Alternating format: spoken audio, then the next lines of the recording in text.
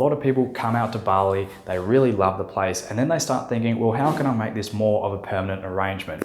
Well, in this video, we're going to look at one of the most common visas that foreigners use to come out to Bali and set themselves up to live out here for an extended period of time. Aaron here from offshore in Asia. So if you're interested in moving out to Asia, to invest here, to live here, to do business here, we can help you to make that happen. So head over to offshoreasia.com and have a look around and take it from there. Okay, so in this video, we are talking about the KITAS visa, sometimes called an ITAS visa or a work permit. So this visa allows you to come out and stay in Bali for 6 months or 12 months, depending on if you're an employee or a director in a company. And it allows you to extend this as well for an additional 5 years, depending on which version of the visa you're on. The KITAS itself is a limited stay permit, but it gives a pathway to the KITAP, which is a permanent stay visa. The KITAP is a 5-year residency that can be extended for a further 5 years, or it could even be unlimited. And the KITAS visa offers a multiple entry permit, so you can come and go from the country as you please. There are 4 different options when applying for a KITAS permit in Indonesia, and we're going to run through each of the 4 options now.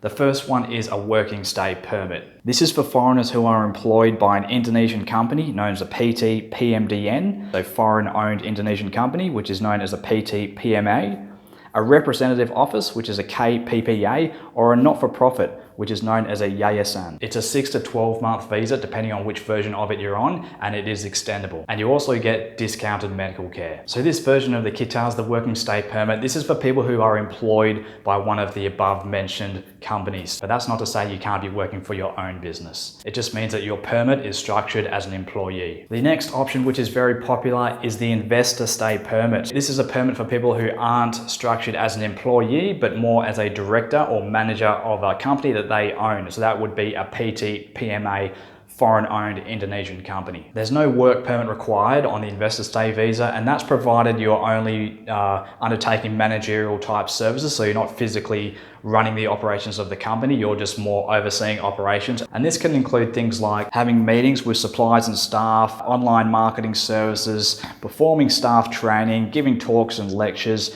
managing the business finances, negotiating business contracts, or even just visiting and checking up on your business location. So as I mentioned, the investor KITAS visa does not allow you to perform more employee operations-based kind of work, the manual work that you would normally hire staff for. And that can be things like serving customers, teaching classes, physically promoting your company at conferences and things like that. Any of these kinds of business processes that are more manual, that would normally be undertaken by staff rather than the manager or the director of a company. For this kind of work, you would normally have to be on the working stay KITAS permit, not the investor stay KITAS permit. The investor stay KITAS has a 1-year and a 2-year option, and it is extendable. So the first 2 options of the KITAS we've gone through, the working stay permit and the investor stay permit, these are 2 of the common ways that people come out to Bali and Indonesia more broadly to conduct business. There are another 2 types of the KITAS visa that aren't in relation to running a business, and we'll run through them now.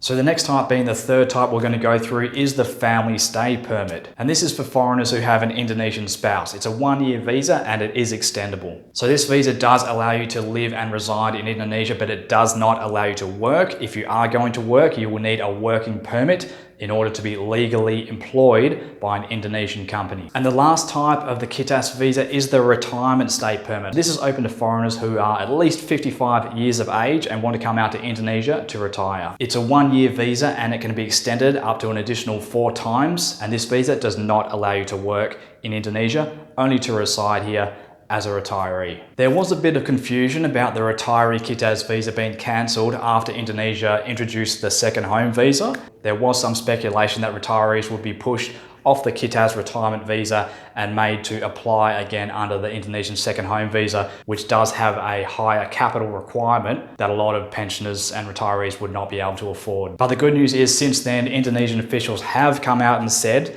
that even though they have this new visa, the Indonesian second home visa, which retirees can apply under, that will not affect people who are already living out here under the KITAS or the KITAP retirement visa permits. Some of the costs involved in setting up a KITAS include a $1,200 a year fee for the work permit. Now, if you tick off all the right boxes and you're not out here as an employee, if you're just out here as a director or as a manager or a shareholder of your company, then you will not have to pay for that work permit because you won't have the work permit under the investor's option of the KITAS visa. Of course, there's going to be some agency costs as well if you're going to get someone to apply on your behalf, which most people will be doing. And another thing to note, if you're coming out here under the investor stay KITAS visa, that means you will be setting up a foreign-owned Indonesian company, a PT PMA company. And foreign-owned Indonesian companies do have a minimum capital requirement. We won't go over that in this video. We'll cover that in another video another time. All right, so how does the whole application general process work?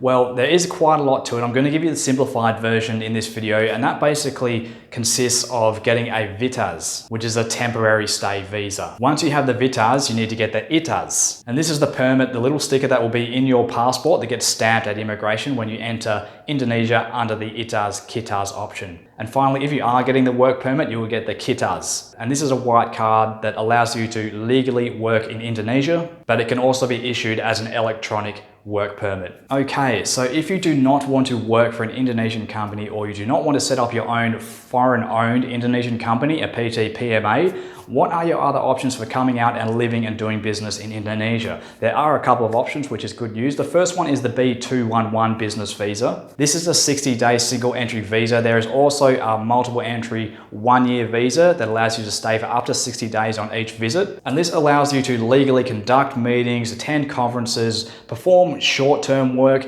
in Indonesia, but it's not intended to be used as a work permit as such. The next option, which I referred to above in the video, is the Indonesian second home visa, sometimes described as the digital nomad visa. For this visa, you need to park 2 billion rupiah in an Indonesian bank. That's about 130,000 US dollars. And this allows you to stay in Indonesia for 5 years, which can be extended. And then when you leave, you can take your 2 billion rupiah with you. So you never lose your money, you just have to keep it parked in an Indonesian bank account. And if you're open to moving to other countries in Asia, there are a lot of other programs available as well.